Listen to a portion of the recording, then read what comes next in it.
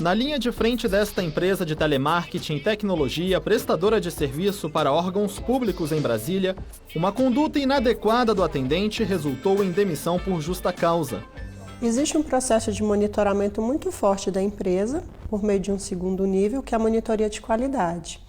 E todas as ligações elas são gravadas e ouvidas por esse monitor, a fim de dar qualidade ao processo, verificar a coerência e a procedência das informações. E em uma dessas análises foi percebida uma tentativa por parte desse trabalhador de fraudar um documento da empresa. A gravação da conversa, registrada durante o atendimento, foi entregue à Justiça para comprovar a intenção do trabalhador envolvido na falsificação de um documento.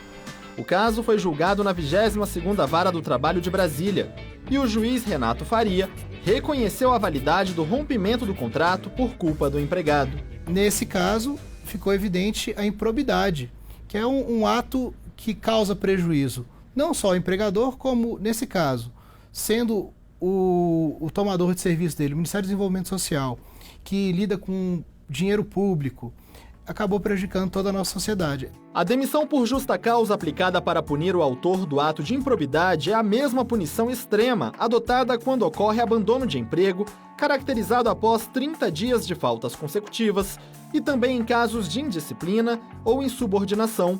Outro motivo de demissão por justa causa é a desídia, configurada por sucessivas ausências injustificadas e pelo baixo desempenho do profissional.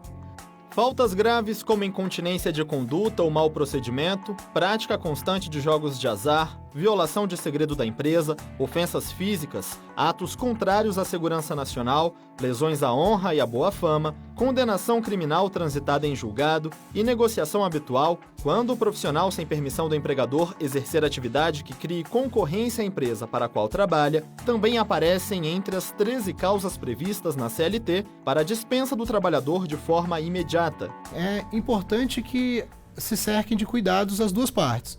O empregado tentando ser zeloso no cumprimento das suas obrigações e o empregador tentando exortar o empregado ao enquadramento na política empresarial.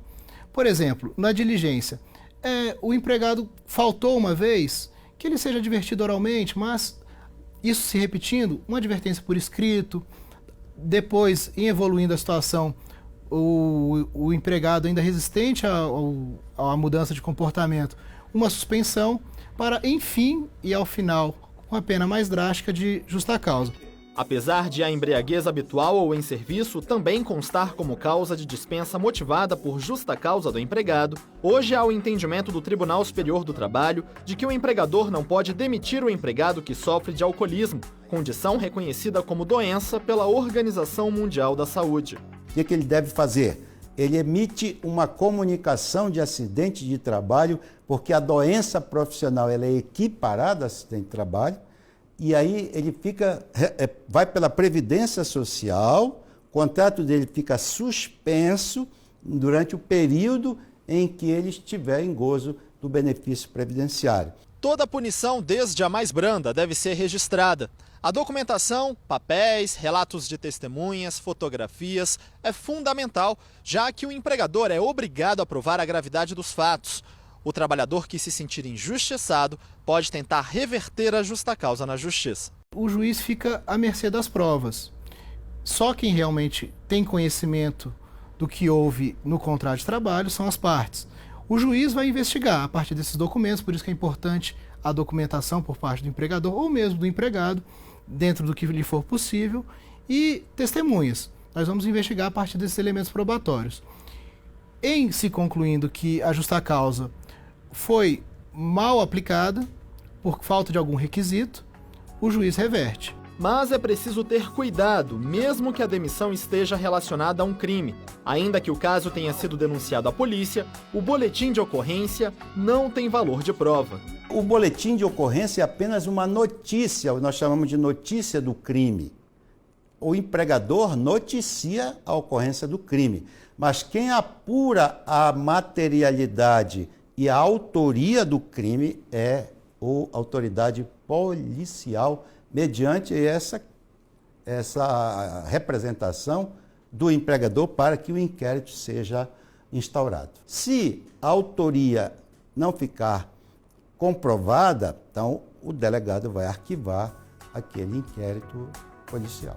A justa causa não pode ser registrada na carteira de trabalho. A proibição é uma forma de evitar ainda mais prejuízos para o trabalhador, que tem direito à remuneração referente apenas aos dias trabalhados. Hoje, o empregado demitido por justa causa, além de ficar sem o emprego, não tem direito a receber as parcelas rescisórias proporcionais referentes às férias e ao 13º salário. Também não recebe a indenização no valor de 40% do saldo do FGTS e fica ainda impedido de sacar o benefício e dar entrada no seguro-desemprego. Uma situação que não é boa nem para o trabalhador, nem para a empresa.